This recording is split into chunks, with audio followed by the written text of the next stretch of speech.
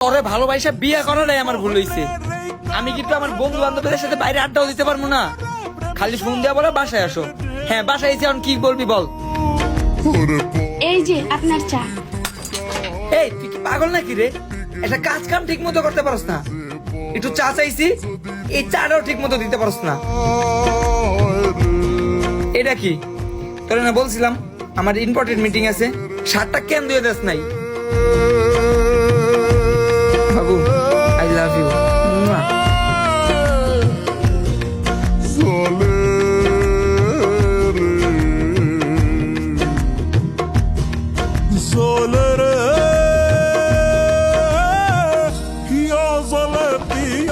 Divorce? আমরা মেয়েরা সবকিছু সহ্য করে নিতে পারি, কিন্তু প্রিয় মানুষের পাশে অন্য কোনো মেয়ে স্বপ্নেও ভাবতে পারি না।